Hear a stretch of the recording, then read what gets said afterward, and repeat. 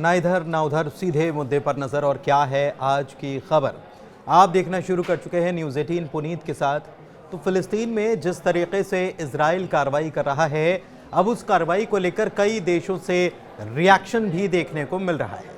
पाकिस्तान से लेकर बांग्लादेश तक विरोध देखा जा रहा है और फिलिस्तीन को आज़ाद मुल्क बनाने की मांग के साथ ही यह आवाज़ भी अब बुलंद की जाने लगी है कि इजराइल में बने सामान का बायकॉट किया जाए। दरअसल गाजा में इजराइल की तरफ से लगातार कार्रवाई की जा रही है।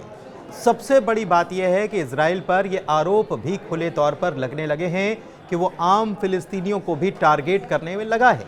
हालांकि इजराइल की तरफ से कहा जा रहा है कि अब वो खुद अपनी अंतिम लड़ाई में पहुंच चुका है और जब तक उसके बंधकों को आज़ाद नहीं किया जाता वो अपना ऑपरेशन जारी रखेगा।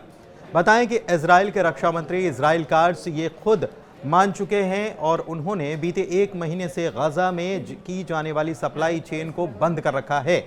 यानी कि गाजा में राशन से लेकर पानी, दवाइयाँ, ईंधन सबकी किल्लत है और जो लोग गाजा में रह रहे हैं उन्हें मिलने वाला राशन भी अब काफ़ी कम मात्रा में दिया जा रहा है।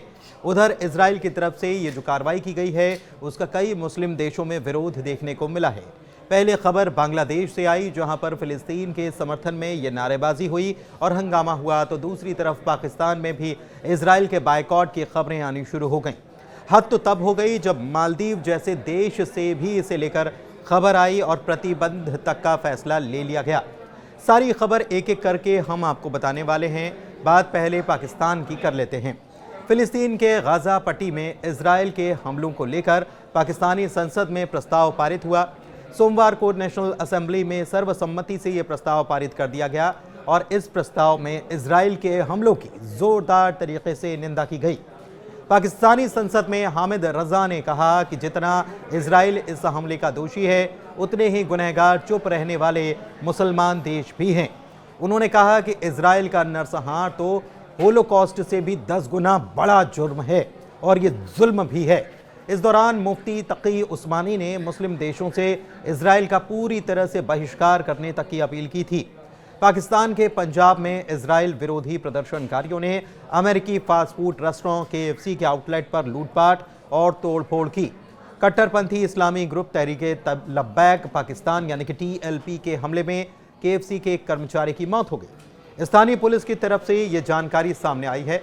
घटना के बारे में बताया गया कि लाहौर से करीब 50 किलोमीटर दूर शेखपुरा में ये वारदात हुई, घटना हुई, जहां पर सुबह सुबह TLP के ग्रुप ने KFC के आउटलेट पर हमला बोल दिया, जिसमें न केवल तोड़फोड़ की गई बल्कि स्टाफ पर गोलियां भी चलाई गईं, जिसमें 40 साल के कर्मचारी आसिफ नवाज की मौत हो गई जबकि बाकी का स्टाफ वहां से भाग निकला। इससे पहले कराची और लाहौर में भी इसी तरह के हमले KFC को टारगेट करके किए गए, तो रावलपिंडी में भी एक आउटलेट को निशाना बनाया गया था। इससे पहले भारत के पड़ोसी देश बांग्लादेश में भी कई इंटरनेशनल ब्रांड्स की शॉप्स पर हमला किया गया।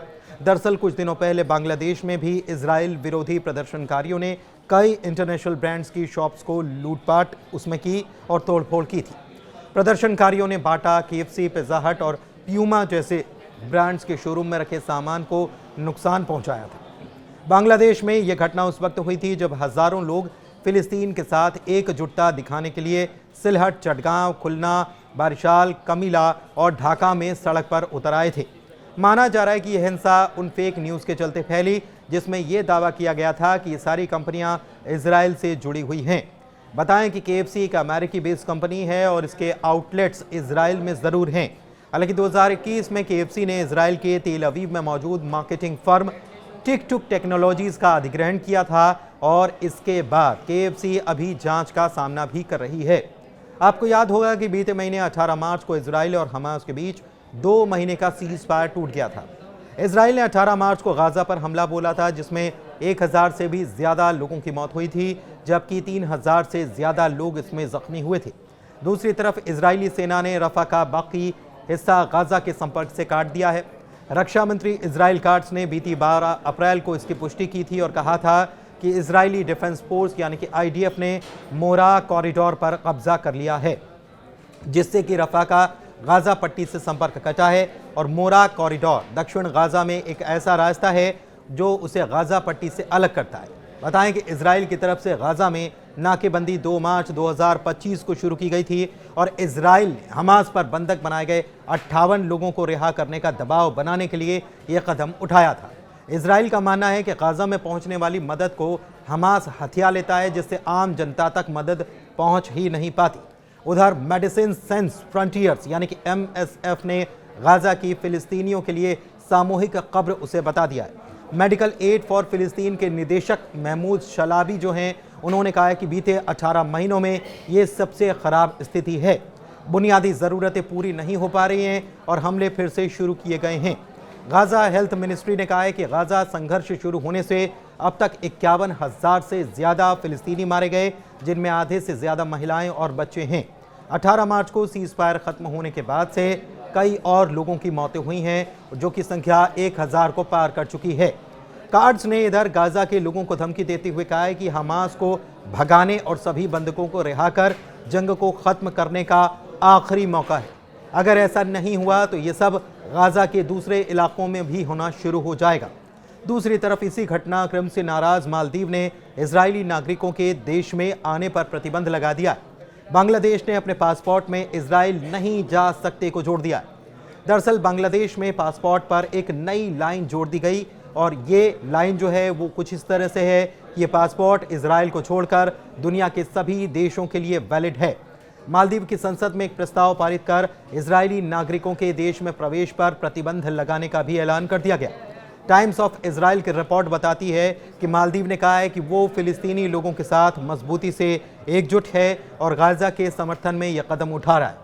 मालदीव के राष्ट्रपति मोहम्मद मोइज़ू के दफ्तर की तरफ से जारी बयान में कहा गया कि ये समर्थन फिलिस्तीनी लोगों के खिलाफ इजराइल के द्वारा जो कदम उठाए जा रहे हैं, अत्याचार किए जा रहे हैं, नरसंहार हो रहा है, उसके कृत्यों के जवाब में सरकार के मजबूत रुख को बताता है। राष्ट्रपति दफ्तर के बयान में यह भी कहा गया है कि इजरायली लोगों के खिलाफ प्रतिबंध तत्काल प्रभाव से लागू किया जाता है। हालांकि संसद की तरफ से जो प्रस्ताव पारित किया गया उसमें यह भी कहा गया कि यह प्रस्ताव उन इजरायली लोगों के खिलाफ लागू नहीं है जिनके पास दोहरी नागरिकता है। इसी मामले से जुड़ी एक खबर मध्य प्रदेश के सतना से भी सामने आई थी, जहां पर सुबह जब लोग अपने घरों के बाहर निकले तो उनके घरों के बाहर बायकॉट इजराइल प्रोडक्ट्स के पोस्टर चस्पा मिले। स्थानीय लोगों के मुताबिक ये सारे पोस्टर रातों रात लगाए गए, जिसकी जानकारी किसी को भी नहीं हो पाई। पोस्टर को लगाने के मामले में अब तक कोई भी धार्मिक, राजनीतिक और सामाजिक संगठन का नाम सामने नहीं आया। हैरानी ये भी रही कि पूरी बस्ती में पोस्टर लग गए और किसी को इसकी भनक भी नहीं लग पाई। धन्यवाद।